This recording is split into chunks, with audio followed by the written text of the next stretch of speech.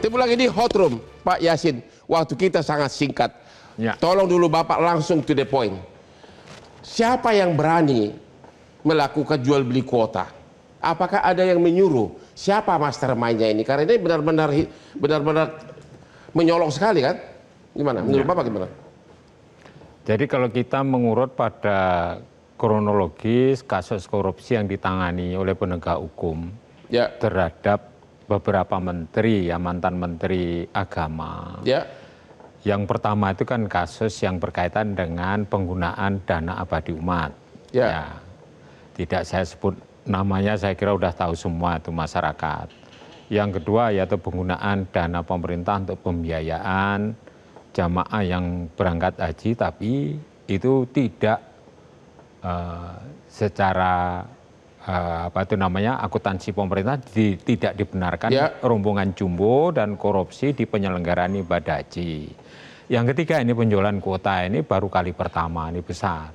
Kalau kita melihat dari keputusan Menteri Agama yang kita sebut tadi, 50% atas tambahan kuota 20.000 itu, saya kira tidak seberani itu ya Menteri Agama. Jadi menurut Bapak, Menteri Agama ada mastermind-nya di belakang?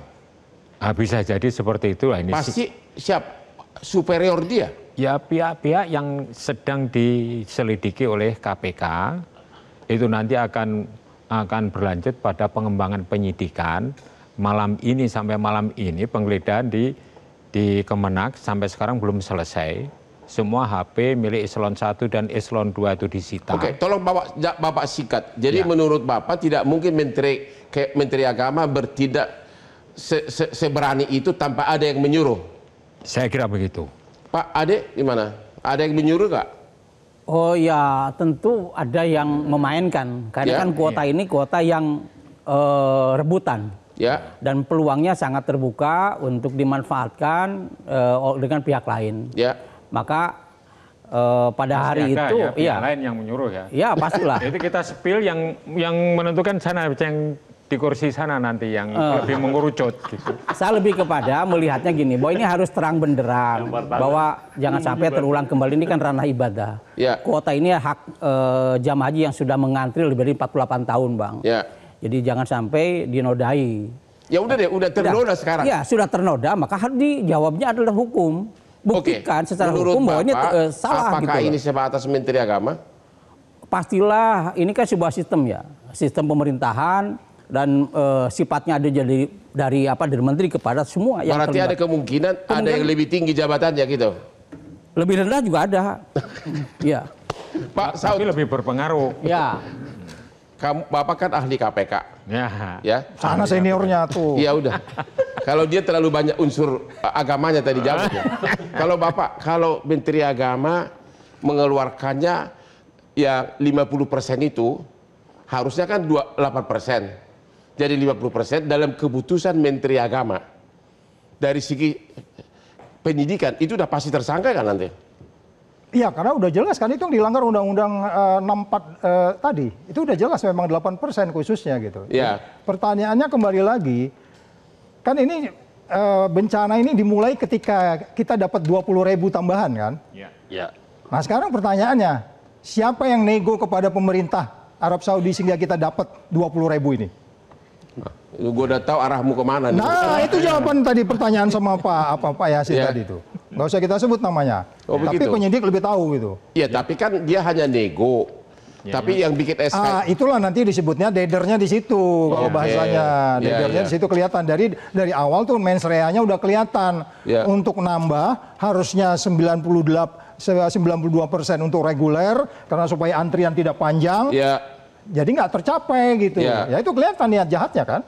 Begitu. Iya dong. Jadi walaupun tidak ada bukti menerima uang, Menteri Agama dengan membuat SK keputusan itu merubah dari 8% jadi 50% jatah untuk non reguler, menurut Bapak itu udah cukup dasar untuk menetapkan tersangka? Oh iya, itu pasal 2, pasal 3 juga bisa dikenakan. Ada undang-undang yang penyalahgunaan wewenang.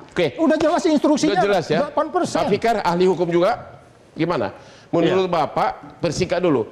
Ternyata keputusan merubah dari 92 ke reguler, 8% untuk khusus dirubah oleh katanya, apa benar saya nggak tahu, dirubah oleh Menteri Agama menjadi 50%. Hanya dengan SK itu sendiri sudah cukup nggak dasar menetapkan mantan Menteri Agama sebagai tersangka?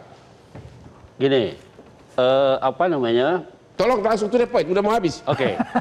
Menteri Agama memang punya diskresi, ya, punya kewenangan dia menetapkan kuota, tapi tetap harus mengacu kepada undang-undang, kan begitu. Nah, ketika dia berani melebihi apa yang diatur dengan undang-undang, saya kira itu pasti sudah ada motif gitu.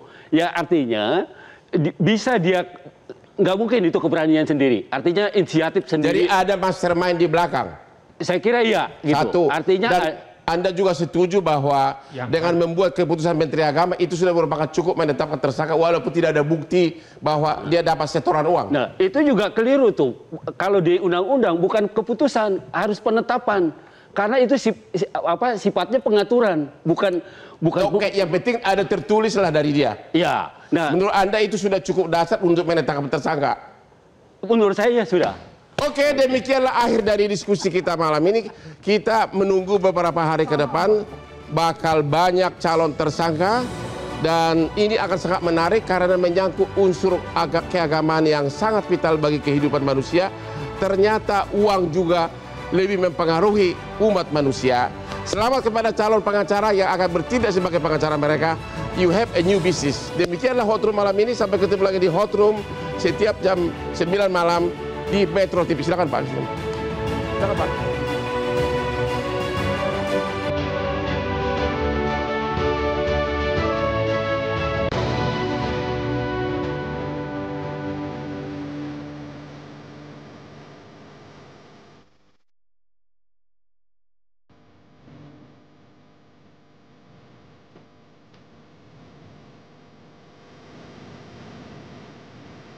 Metro TV Extend sekarang.